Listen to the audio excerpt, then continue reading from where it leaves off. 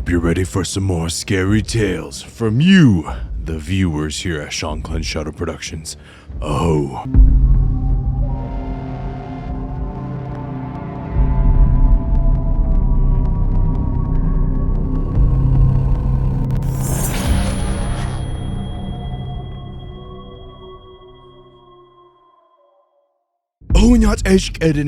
And welcome back to another episode of Shanclen Shadow Productions. Now, before we get started, as always, if you are enjoying the content here at Shanclen Shadow Productions, be sure to give it a like, share, and subscribe. Now, without further ado, let's hop in to these amazing stories. Oh, now I gotta say, I've been getting a lot of stories, which is really good, which means these episodes are about to get a little bit longer. Or maybe you guys are down. Probably do 2 uploads a week of viewer submittal stories. Yes. But these 2 submitters wish to stay anonymous here, so let's go ahead and start out with the first story. Oh.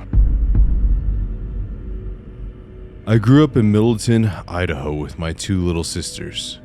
We were raised by our grandparents in a house that always carried heavy, negative presence at night. One that seemed to originate from my grandmother's room. The home itself had a strange history. The previous owner, an elderly man, had passed away there. Before his death, he was partially blind and the lights had been installed throughout the house to help him navigate. But those same lights only seemed to amplify the darkness after he was gone. From as early as I can remember, nights were terrifying. I constantly felt something staring at me with pure hatred. That dread still lingers with me to this day. I'm still afraid of the dark, haunted by the memories of what I endured there. It wasn't just a feeling. Whatever it was would chase me down a hallway, watch me from my closet, flicker the lights in my room, and tap relentlessly on the walls. I never once saw it directly, but I always felt its presence and its intentions. Out of everything, there was 2 encounters I'll never forget. The first encounter. As I grew older, I started developing sleep paralysis. During these episodes, it felt as if a dark presence was pulling me into something beyond sleep. Like I wasn't there, just dreaming anymore, but trapped in a different state. I would wake, unable to open my eyes or move my body. That suffocating evil energy pressed down on me, trying to drag me under. In my mind, it was like falling into a swirling black vortex. I had to fight with every ounce of my willpower to break free. When I finally managed to move, I would force myself to stay awake. If I drifted back to sleep, I knew I would be pulled right back into the same nightmare void. Many nights ended with me awake until morning, my body exhausted but too afraid to close my eyes again. To this day, I still suffer from insomnia, and I believe it stems from the terrifying nights. The second encounter. Eventually, I was old enough to have my own bedroom. At first, I was thrilled for the privacy, but I quickly regretted it. Whatever haunted me was stronger in that room. The atmosphere was unbearable, and at night, the bed would sometimes shake violently. I begged my sisters to let me sleep with them because being alone in that space was more than I could take. One Christmas, my grandmother gave me a doll. It was one of those unsettling, realistic dolls. Soft skin, face frozen with a crying expression, and its eyes permanently closed. Her name was Sarah, and for a while, I carried her everywhere. But after a few days, something changed. The doll's presence felt different, heavier and darker. One afternoon, I placed Sarah in the middle of my bedroom floor and sat on my bed, watching her. The air shifted, thick and static, buzzing in my ears. It felt as if though the veil had fallen over the room, trapping me inside a bubble. And then it happened. The doll's face began to morph. Not physically, if someone had walked in, they wouldn't have seen the same plastic features, but to me, it was shifting, twisting, becoming something else. It was like I was seeing through reality, and the sight filled me with terror, and I still can't explain. Panicked, I started screaming and pounding on the walls as hard as I could, desperate for someone to hear me, but no one came. Not my grandparents, and not my sisters. Even though they were in the room right next to mine, it was as if I was completely cut off from the rest of the house. Finally, I gathered the courage to move. I shuffled past the doll and reached the door, and the moment the handle clicked, the static veil vanished, and I bolted from the room crying and ran straight to my grandmother.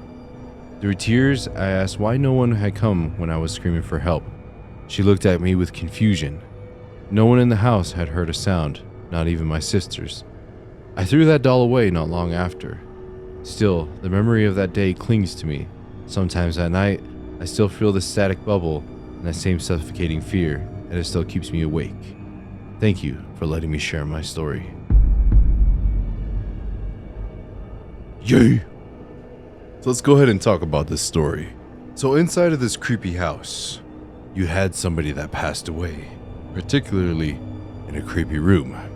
And they had adjusted the house to their comfort or ease of access to navigate the home. Now with this, when it comes to people passing away or dying inside of the home, in our culture and in our ways, you're not supposed to live there no more.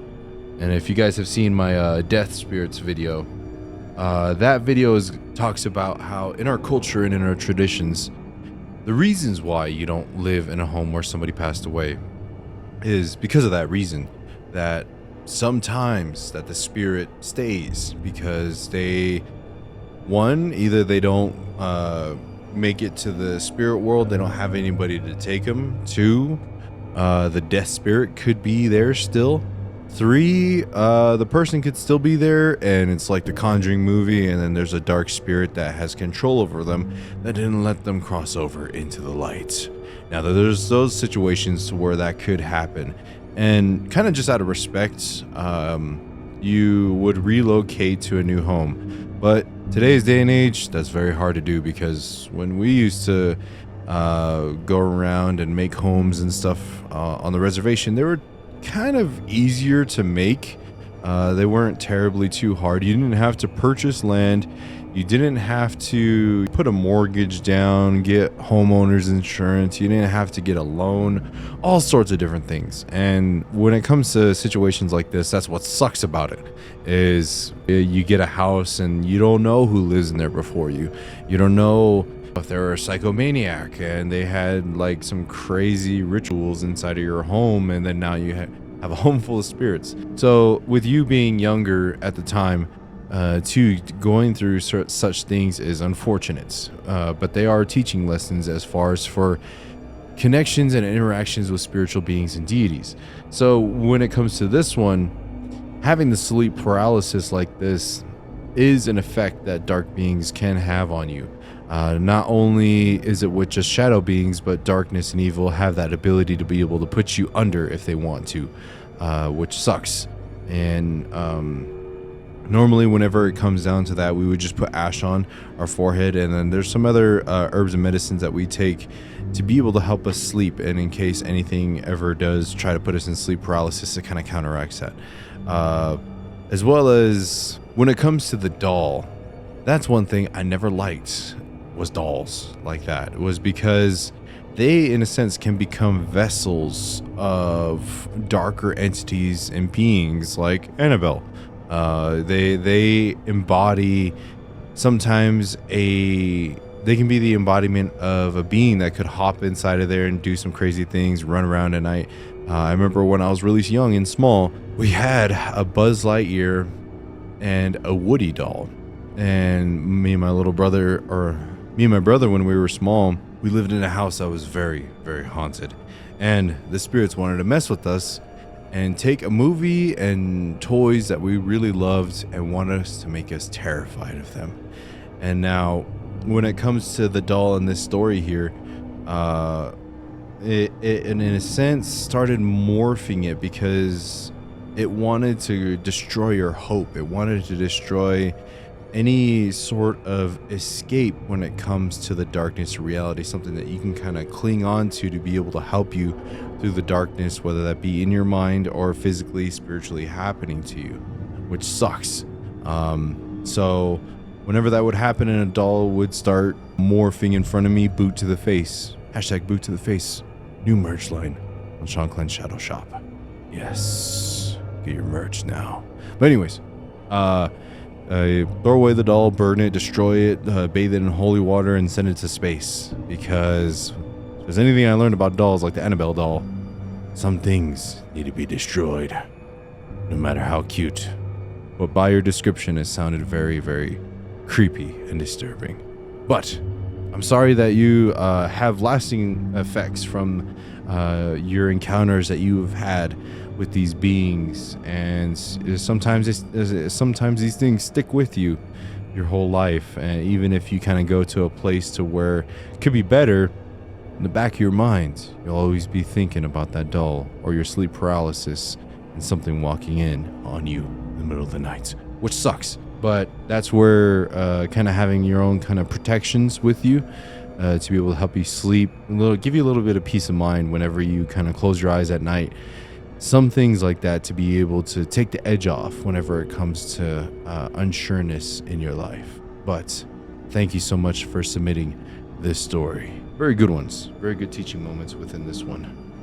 Oh, now let's hop into the next one. Now this one is going to be a couple different stories, but it's all kind of tied into each other. So let's go ahead and hop into this one. I'm not too sure how long this story will be, but I'll just write the experiences I can remember. It's not just one story, it's several smaller ones, but they all seem connected. When I was younger, I thought ghosts and aliens were just things made up from movies. I grew up watching a lot of horror movies, and none of them bothered me. Until I reached a certain age and I realized that what I was seeing on screen might actually be real. When I was about 11, my parents, my older sister, and I moved into a house near the mountains. The place looked old. Shag carpet, linoleum floors, and some kind of style that screamed 1970s. Up until then, I hadn't really experienced anything paranormal, but in that house, everything changed. Things with my mom weren't good. We never got along, and the verbal and mental abuse only got worse. I won't go into it all, but the worst thing that she ever told me was that I was just a mistake. That cut deeper than anything else she said, and it left me carrying a sadness I hadn't felt before. Around that time I got some horror movies. The Woman in Black, Insidious, Paranormal Activity, and The Strangers. I watched them, still thinking it was all made up. But as things in the house escalated, I began to wonder. The first strange thing happened in the living room. Out of the corner of my eye, I saw a shadowy figure cross the room. I thought it was my imagination until it happened again. Then I started seeing it in other parts of the house. One day, I was outside looking for something to do when I glanced up at the small horizontal window high on the wall, the one that looked into the shower of my bathroom. That's when I saw it, a distorted face staring at me. I didn't move, I didn't blink, I just stared. Maybe something inside was making it look like that, or maybe my sister was playing a prank. But then I saw her walk outside of the house, leaving with the relative for a night. I ran inside to check the bathroom, but it was empty. And when I went back outside, the face was gone. Not long after that, I started seeing strange things above the mountains. Red and white orbs moving too fast to be planes, stopping mid-air and then vanishing. Almost every night I'd stare out my bedroom window, watching the sky. One evening during sunset, I was outside when I noticed a white orb. This one much lower than the others. At first it was still, then suddenly it looped in the sky, became blinding bright. So bright, it lit up the whole world like daylight, and then slowly faded and disappeared. I rushed back inside, shaken and unable to sleep. Then, not long after that, I was watching TV in the living room. From where I sat, I could see straight down the hall into my room. My door was open. I glanced up and saw a figure. It was tall, nearly touching the ceiling, its body charred and twisted like Jonah from the haunting in Connecticut after he burned. It slowly walked across my room without ever looking at me. I was alone. My sister was away at my cousin's, Dad was at work, and Mom had left. I refused to step foot in that room for the rest of the day. Strange things continued, doors opening and closing by themselves, as if someone invisible was walking in. But by then I was numb. My real life already felt unbearable. Whatever this thing was, it couldn't be worse than what I was dealing with. One night, I made the mistake of watching The Strangers while home alone. My bedroom connected to the same bathroom where I had once seen the white face. The bathroom door was closed, with sunlight casting a beam of light under the bottom of the door. When I walked past, I noticed something was blocking part of the light. A shadow. It looked like someone was standing on the other side of the door, waiting. My heart pounded and I grabbed the heaviest thing I could find, a big black candle I used to decorate. I decided that when I opened the door, I would slam it hard into whoever was standing there. The movie kept playing in the background, eerie music echoing, making everything worse. Finally, I forced myself to do it. I yanked the door open as fast as I could, but there was nothing. The door swung without resistance, and the bathroom was empty. Not long after that, we moved. Years had passed. My mom left, and I bounced around between relatives. Never really treated any better at 17. I sometimes stayed at my dad's place, a newer house. Not the kind you'd expect to be haunted, but that's when the sleep paralysis started. At first, it was just darkness. The sense that something was waiting for me in the living room. The next night, it felt closer and then closer again. Until finally they came into my room. 3 figures stood at the foot of my bed. One was pure shadow, and the other 2 were distorted. Uncanny, almost human, but not. Their bodies convulsed as they loomed there. Then everything went black. I woke to daylight, shaken. I prayed the next night, clutching a tiny dollar store Bible. For a while, the paralysis stopped, but it didn't last. By 21, I was working in a warehouse and living with family who treated me no better than before. I handed over my paychecks just to keep from being kicked out. My mental health spiraled. That's when I started hearing voices, whispers, coming from dark corners of the house. One night, when everyone was gone, I heard heavy breathing and footsteps creaking across the wooden living room floor. I held my breath to be sure it wasn't me. It wasn't. Something was out there, but I never saw it.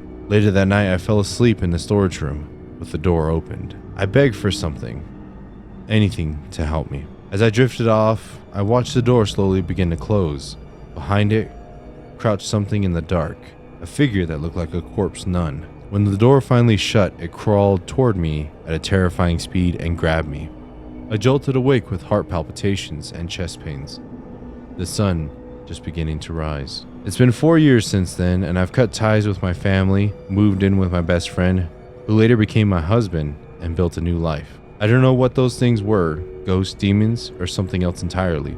All I know is that I'll never forget what I saw or how I felt. Thank you for listening. Yeah. Let's go ahead and dive into this one. First off, I would just like to say a little prayer for you, that hopefully everything is going good for you in your life now, Beta. And sorry you had to go through those hardships. But when hardships arise, darkness is soon to follow. Now, what do I mean by that? When somebody goes through hardship, when somebody deals with a lot of abuse such as that, I kind of mentioned it lightly in a couple videos, to where when you deal with stuff like this, it's unfortunate, but it gives off a scent of sadness, of darkness, depression, and when there's a scent like that, the wolves will come. Wolves meaning darker beings. Now, kind of like the first story, it could be, like how I mentioned, it could be the home that you could be living in. Somebody could have died there. There's a lot of, when it comes to certain things like this, you have to think about all the possibilities of what could it be affecting you. Could it be the home? Could it be previous homeowners? Could it be the land that you're on? Could it also be accidents that may have happened nearby and there's local spirits that kind of went to your home to refuge? Or is it just something else entirely that just wants to affect you? Now, based off the story that you're telling me here, it sounds like the land, from the orbs and the lights that you would see over the mountains, that sounds like it could be, I guess you can say, a sacred site to where a lot of spirits come and go. Now, when it comes to the home, the shadow being, and then the person that was charred out there, it's could be, I'm not 100% sure if there was just like other homes or like a freeway or anything nearby to where somebody could have passed away on the road in a car accident and they burned alive. Could be that. Could it be that there is dark entities or people that did pass away that resembled a nun or a dark shadow figure in such a way Could it be like how I mentioned in one of my videos about how horror movies can be bringing about certain things that happen in homes and empowers darker beings that are around? Could be that too. But if you already have a darker being, an entity that's in your home, and you kind of get scared, they're gonna mess with you and they're gonna play with you for a little while, and just to kind of get that thrill of darkness and being scared and get some energy up, I guess you can say. So there's a lot of different things that could pertain to this, and moreover, I kind of think it's more so of the mistreatment that you went through. And it would be different if it was just at one house and it was just once you moved away, everything was fine. Then it was just either the land, the area, or the home. Now, because it followed you afterwards, it wasn't the same spirits, but still different spirits of the area kind of came to you in such a way, and they freaked you out, made you scared. When you have that in you, in a sense, leaves, like I said, a trail or a sense for these darker beings and entities to take advantage of you, to be able to take your energy away from you, to scare you, and in a sense makes you an easier target for them to be able to affect you in such ways. So I'm glad everything's working out for you now. Recommendations I would give is just try to recover, try to get better, and seek help as much as you can. And when you start to rebuild yourself in such a way, mentally, physically, and spiritually, you won't be affected as much. Now, am I going to say you're never going to 100% be affected anymore? No, of course not. People are still going to get messed with, but it helps. And with past traumas like this, grow from it, get stronger from it. And it'll in a sense be like it'll be a scar, but it'll be a battle scar that you remember, and that'll make you one that's stronger too as a warrior. So thank you so much for submitting these stories and these accounts and these events that happened to you. And again, sorry all this happened to you, and hope you're getting better. And so for everybody else out there that is going through currently hardship, praying for you. Hope everything gets better for you. Try to find a way out. Try to find a better life for yourself that you deserve. Everybody in this earth deserves a good life. And so try to have those protections on yourself, mentally, physically, and spiritually. I'm probably going to have to make a video on what that means, actually, and go in depth on it, because I say it a lot. Yeah. But I have one more story for you. End it off on 3 scary stories. Oh. Hello, Shanclen. My name is Jordan, and I recently came across your channel and wanted to share something a little different for you from your usual viewer submittal stories you post. I lived my entire life, 25 years, in the suburbs of Long Island, New York, right across the street from a Native American reservation belonging to the Postpatuck tribe of the Unkachog Nation. The chief's brother Marty knew me my whole life and would watch me to make sure I got on the bus safely every morning until I graduated high school. Rest in peace, Marty. My condolences. Over the years, I've experienced hundreds of strange, anomalous events around my home and on the reservation. But the story I'm sharing today happened several miles away in a place where I never expected anything unusual. It was 2017 and I was about to turn 18. One night, my friends and I decided to grab dinner at a diner and ice cream parlor called Friendly's, located in a big shopping center. When we pulled in, we noticed a man struggling with his car in the parking lot. He never gave us his name, so for the sake of the story, I'll call him Eddie. He waved us over and asked for help, offering us $40. He explained that he had a flat tire, but the spare was rusted in place. My friends and I tried for about 15 minutes to get it free, but nothing worked. So we went around to the shopping center, checking a few stores that were still open, hoping somebody had tools that we needed, but no luck. Finally, we suggested Eddie call an Uber. That's when everything shifted. He went ballistic, screaming, cursing, breaking down into tears. He kept saying he couldn't take an Uber. At first, we thought maybe he had some issues, but instead of scaring us off, it just made us more determined to help him. We calmed him down. He apologized, then turned away from us. When he slowly looked back, he said, almost softly, There aren't many kids like you who'd help someone like me. Thank you." We all said it was no problem. But when he shook our hands, I noticed something chilling. His skin had no warmth. It was like putting my hand on a cold fan. Since none of the stores could help, we invited him to come with us into Friendly's. A maintenance worker was still there, and Eddie lit up with hope. But when the worker said he didn't have the right tools, Eddie crumbled, crying with his head in his hands. We offered to buy him dinner, but he declined, saying he'll just take a cab home. We sat down to eat, unsettled, but trying to shake it off. When we left Friendly's later that night, we expected to see Eddie still waiting, but instead, both he and his car was gone, and in their place was a massive puddle of water, 50 feet wide, right in the middle of the parking lot. It hadn't rained, the sky was clear, stars were shining, and the lot was brightly lit. We circled around looking for him or his car, but there was nothing, just an enormous pool of water. We were spooked, none of us said a word. Just got into the car and drove away. We never really talked about it again, but the incident haunted me.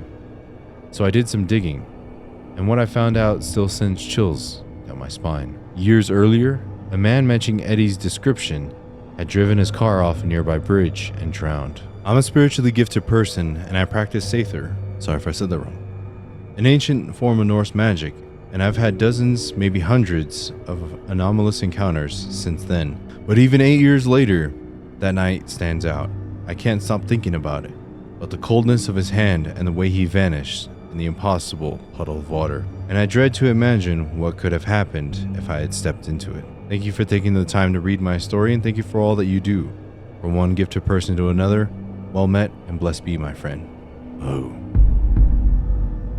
Yeah. Now that's really interesting. And those, honestly, are my favorite encounters. Unfortunately, it does have to come at the cost of somebody's life. And whenever it comes to people passing away of unfortunate deaths, could be the spirit of the actual person still there, or it could be a memory kind of replaying that's actually kind of happening there. Now, if the tools were actually there and you were actually able to help him get his new tire on, that could be very interesting. Is if you did help him, you did have the right tools, and that was actually him. This thought kind of came into my mind. Do you think he would have moved on spiritually? It's a very good question. Because if that was just a memory, then he would just kind of come back and just go ahead and still continue replaying that whole thing. But it was very interesting that you and your friends both interacted with him, maintenance man, and all that stuff kind of just intertwines with each other. And it's very, very interesting to be able to hear that. And unfortunate that you did. It's good that you did your research, but it's unfortunate that it matched a description of someone who did pass away nearby, which is very sad and unfortunate. But interactions like that are the ones that you like least expect. For me, at least, are my favorite ones. Nobody got hurt, but it was one of those stories that he has a spirit respected you for actually trying to come to help him and assist him in the ways that he needed, which was good. The spirits recognized you in that way, and you did your best, and he just kind of moved on. One, it could have been that person. Two, it could have been a test for you, whether that could be like how you said you're a gifted person. That could have been a test for you and the spirit people to acknowledge you, to be able to see what kind of character that you have in yourself and your well-being. And you passed the test, it sounds like. You did your best of what you could.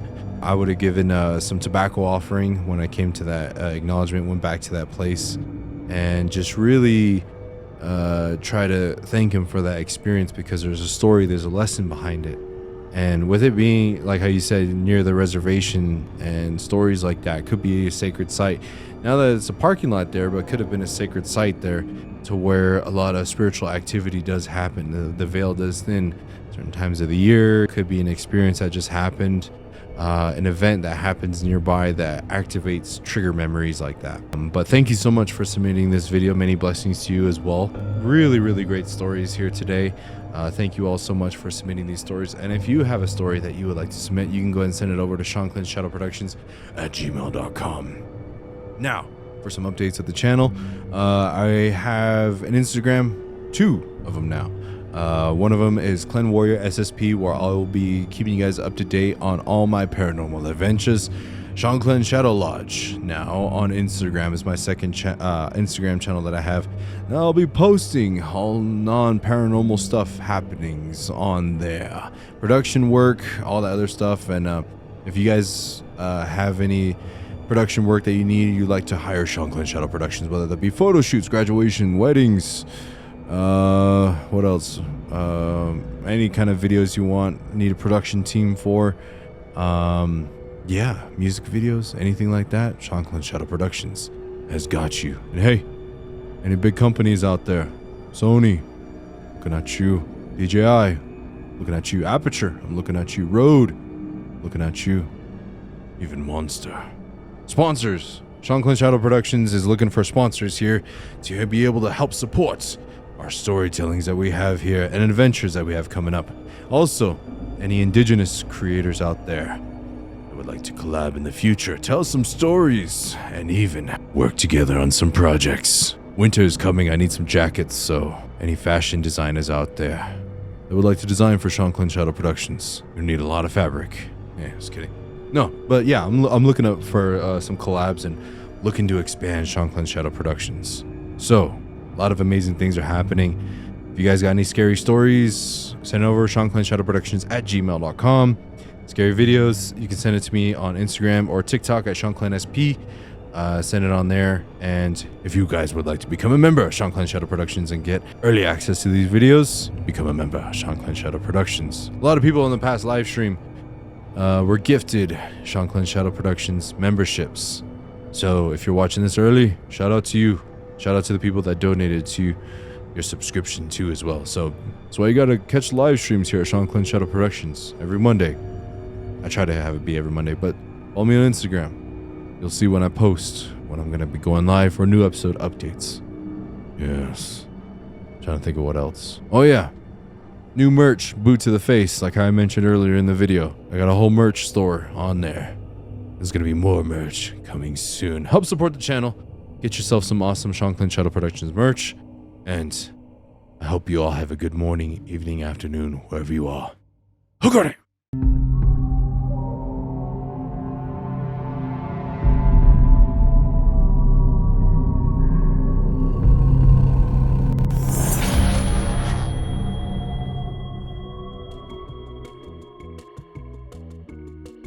I just need to get a list of all the things I need to remember to talk about now. I grew up in Middleton, Idaho. I already fucked up. It's leg day. Time to go work out. Wish me luck.